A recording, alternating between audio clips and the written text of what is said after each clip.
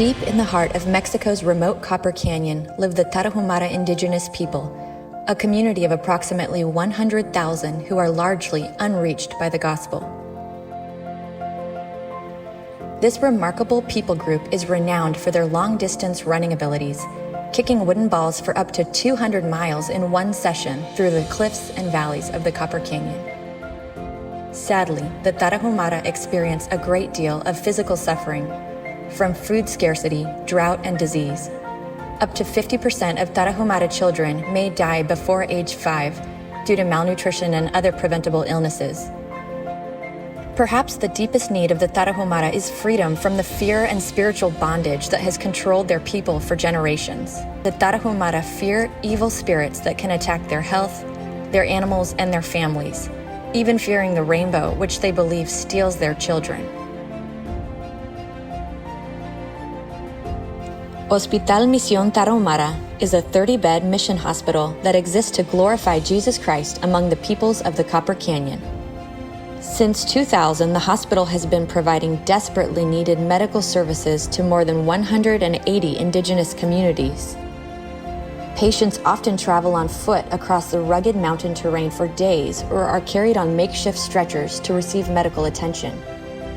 With services ranging from orthopedic surgery to tuberculosis management and treatment of pediatric malnutrition, the hospital is providing quality care to the families that need it most. Tarahumara patients who could otherwise never afford an operation receive life-changing cataract surgery or cleft palate repair free of charge. In a region with Mexico's highest maternal and infant mortality rates, Hospital Misión Tarahumara is providing a safe and compassionate place for Tarahumara women to deliver their babies. Though the Tarahumara come to the hospital seeking physical healing, many have received a deeper inner healing through an encounter with Christ. Our prayer is that every Tarahumara person can one day live without fear and know the Creator God who loves and cares for them.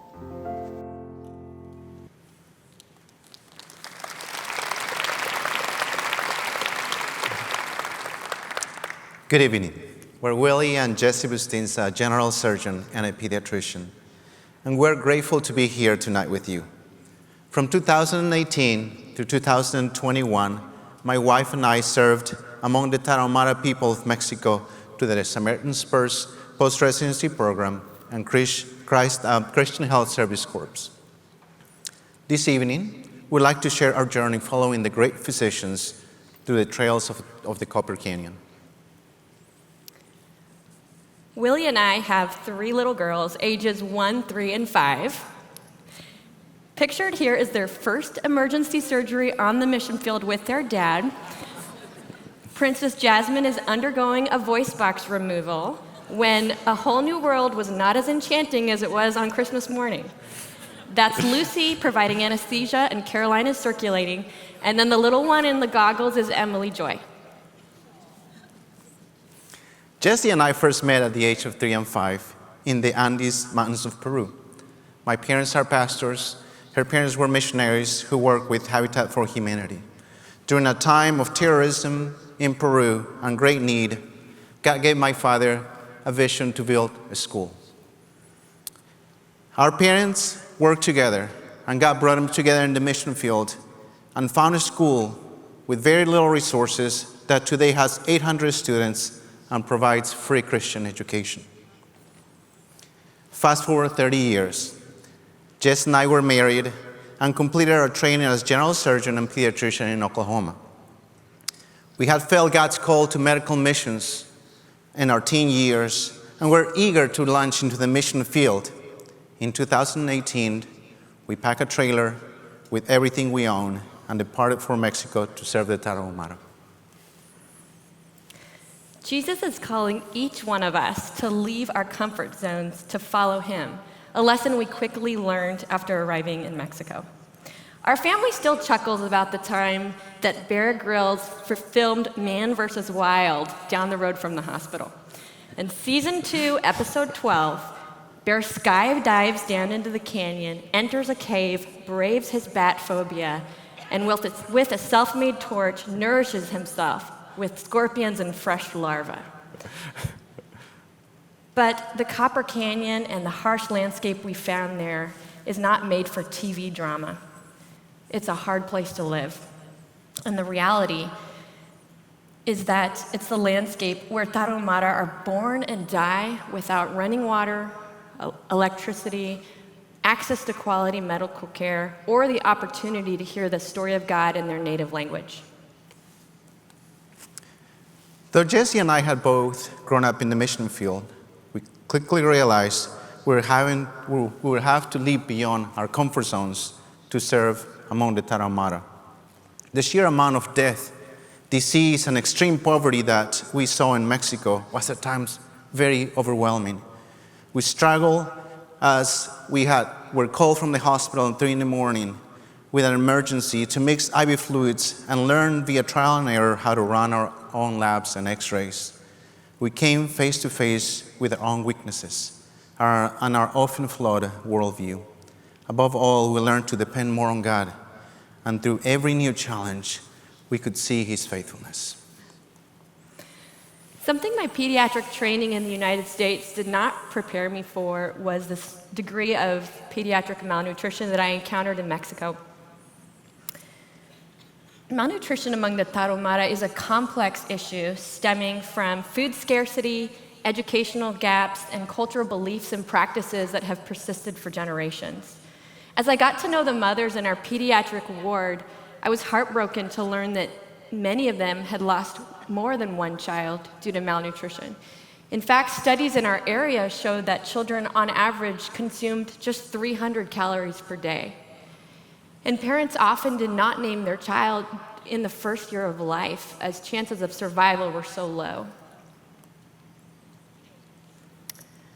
I'll never forget the day these 16-month-old twins arrived to the hospital. A boy weighing just 7 pounds and his sister weighing 13 pounds. The little boy lay wrapped in a dirty cloth and was nearly unconscious. He had suffered with 4 weeks of bloody diarrhea, and by the time our missionary pilot flew him in, he was in hypovolemic shock. My own heart skipped a beat when I discovered that his dangerously low potassium level of 1.7 was causing EKG abnormalities. Sadly, it was not uncommon that parents of twins would choose the stronger infant to feed, knowing that they did not have the resources to keep both alive. I thank God that the parents sought medical care just in time. Our nurses began the tedious process of spoon-feeding the twins with specialized formula every 3 hours around the clock. Despite our limited resources, we pressed on. The twins slowly regained their strength, reaching to play with toys and greeting our nurses on morning rounds with shy smiles.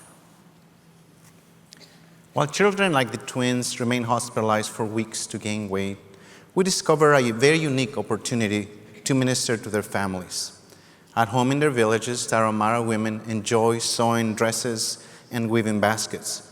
We realized that being hospitalized was a very drastic change from their home routines.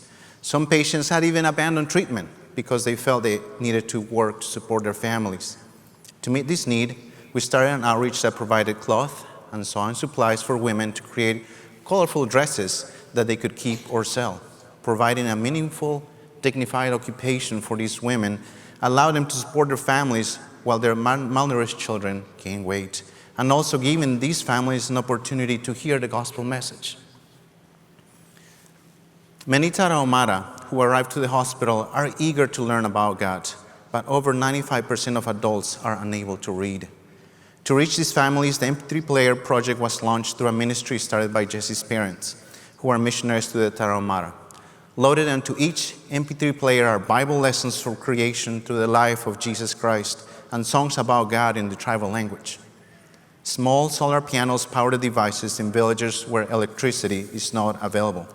These players are distributed to patients at Hospital Misión Tarahumara through the chaplaincy ministry. This little girl, picturing here, was a patient of mine who loved walking up and down the hospital hallway, playing her audio Bible at full volume, to the enjoyment of many.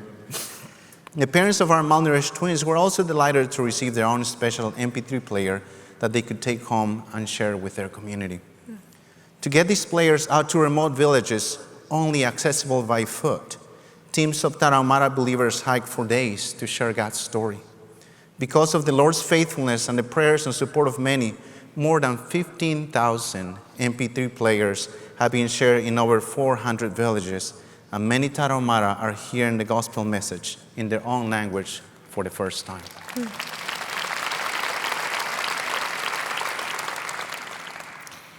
After 8 weeks of intensive inpatient treatment, the twins were ready for discharge home. All the time and energy we'd poured into the process was well worth it. Look at those chubby cheeks. The mom is actually wearing, she's on the left, she's wearing a red dress that she sewed while her child was gaining weight in the hospital. The twins continued to receive follow-up medical care, and they're thriving in their village. We're thankful for the mission pilots who fly these patients back to their home village following hospitalization. By God's faithfulness, we were able to start a pediatric malnutrition program and care for many children that were critically ill right there in our small hospital. And pictured with me is Dr. Daniela. She's a Mexican physician who worked closely with me in pediatrics. She now manages the care of malnourished patients, and she's now training others. An especially meaningful part of our work in Mexico was training the national doctors and nurses. We focused on trying to equip the staff with the skills like bedside ultrasound and advanced lab support courses to train them to be able to handle complex cases. Though our family is now based in Florida, we continue to travel to Mexico to teach courses. Our hope is to continue to equip these national healthcare professionals with the tools to impact their own communities. God has blessed so many of us in this room with the skills and training. And even though we may feel inadequate at times, He invites us to offer them in faith, in obedience to His call. As we step out of our comfort zones to follow the great physician, we have the great opportunity to point a hurting world to a real relationship with Jesus. Even when the path leads off-road to unexpected destinations, we can rest and trust in the one who's walking ahead. I remember the night I cried as I reached into my daughter Lucy's closet to select a pink dress to clothe a beautiful Tarahumara girl who had died in our ER. The little girl had endured several weeks of diarrhea, arriving severely dehydrated and unconscious. As I held her frail leg to insert an intraosseous needle for IV fluids, I was struck by her degree of muscle wasting from chronic malnutrition. Despite multiple rounds of CPR and our staff's best efforts to resuscitate her, she passed away. The Tarahumara are often very stoic in the face of even losing a child because they believe that if they shed tears, the spirit of their baby will return to haunt them. But that mother was one of the first who cried in my arms as I prayed with her. After we bathed and dressed the little girl, the mother requested that we bring plastic flowers, bread, and a mug of coffee to strengthen her daughter's spirit on her journey in accordance with Tarahumara custom. The nurse and I sat on the floor with the mother as she grieved. I walked back home in the early hours of the morning, my heart heavy. Sitting in the darkness of my room, I did what I had learned to do after the death of a child. I stretched out my hands and released her life back to God. The next day, the pain of this little girl's loss brought unexpected joy when our mission pilot flew a tiny wooden coffin back out to her village. And that's what you see pictured there. The mother turned to him and asked him to pray for her village in the name of Jesus. In the animistic Tarahumara culture, such an invitation is incredible evidence of God ministering to their hearts. Though the passing of this little girl was tragic, I witnessed Jesus at work, bringing redemption to an entire community, and to my heart as well.